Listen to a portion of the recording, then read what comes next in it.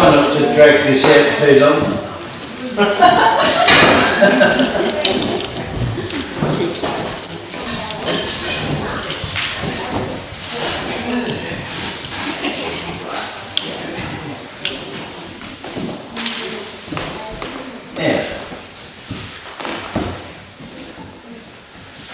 A number of countries around the world have had this song, have had versions of this song. I know there's a very popular one come out of Kentucky recently, but this one dates back to Perth in the 1960s. A group called the Twilighters did it. I heard them at the Albany Town Hall, and I put it up to date. We had some chickens, no eggs would they lay. We had some chickens, no eggs would they lay. My wife said, honey, we're losing money. She came from Brisbane. We had some chickens, no eggs would they lay. One day a rooster came in our yard, and he caught those chickens right up their guard. They're laying eggs now, just like they used to, ever since that rooster came in our yard.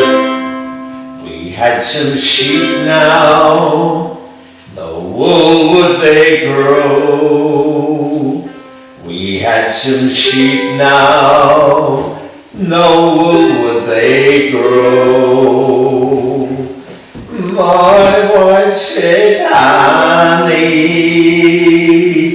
we're losing money. We had some sheep now, no wool would they grow.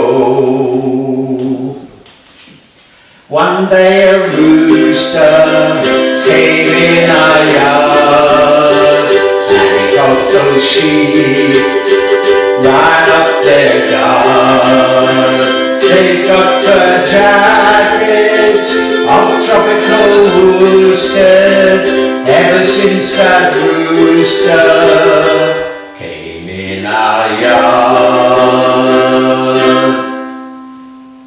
We had a cow now, no milk would she give.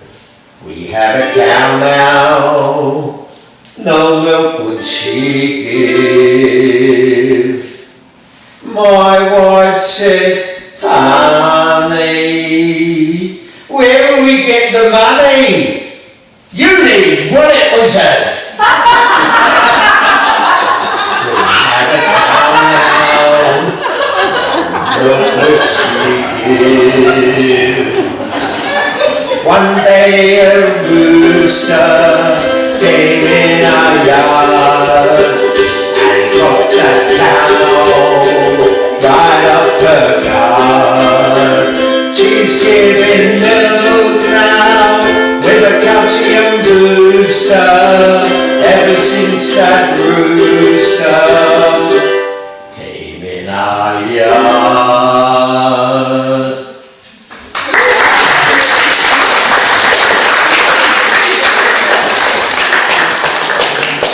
I'm going to get rid of this. This is just too heavy to help.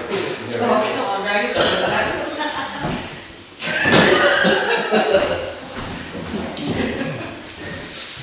Now, I'll do what I'm better known for, I suppose. A couple of poems. The mayor of Rangoon ate his rice with a spoon. He said it was easier that way, but he used the chopsticks to eat Weetabix, with sugar and milk, by the way.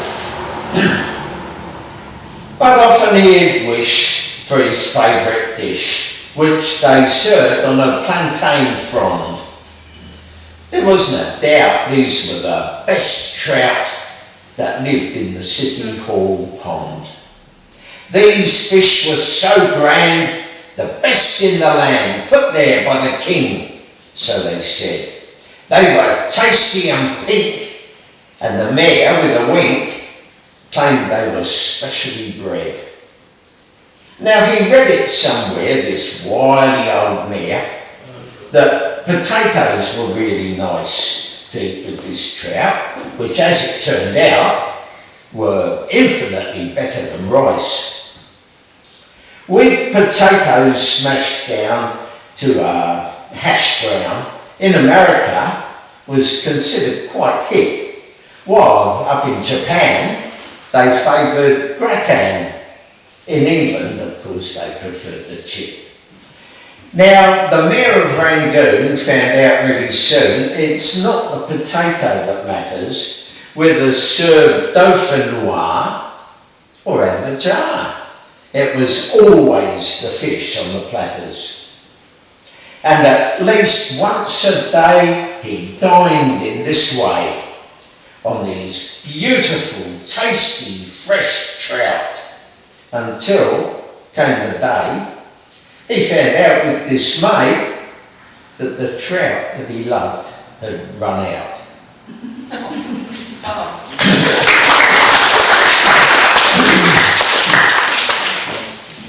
Now I'll do another one, same sort of meter, but I quite like this one. Timothy G lived in Old Albany, a beautiful town to live. But like so many guys, he could not organise, and his memory was like a sieve. It wasn't that Tim was stupid or dim. If you thought so, you would be wrong. He had 3 PhDs and so many degrees, his door plate was ½ a metre long.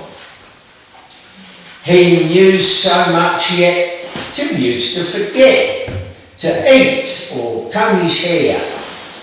Not remembering to file, he left notes in a pile, and his memos were strewn everywhere. One of his students, a woman called Prudence, that was fortunate really because it rhymed, was admired by this crazy professor. He fancied young Prue, so he set out to woo in the hopes that he just might impress her.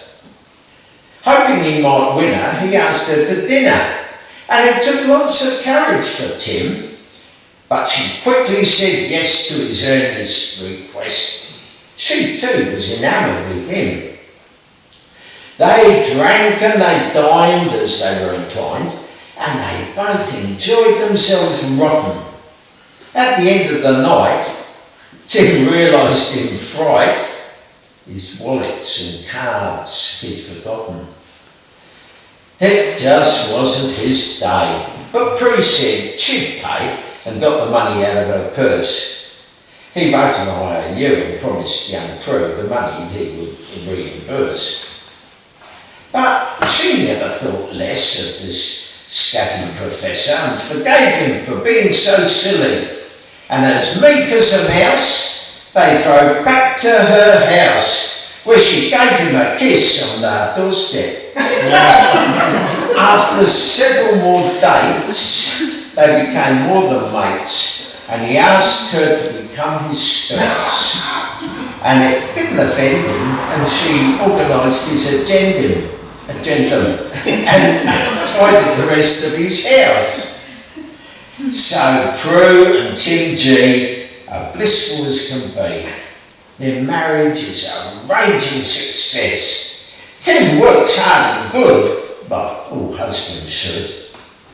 And Prue cleans up all of his mess.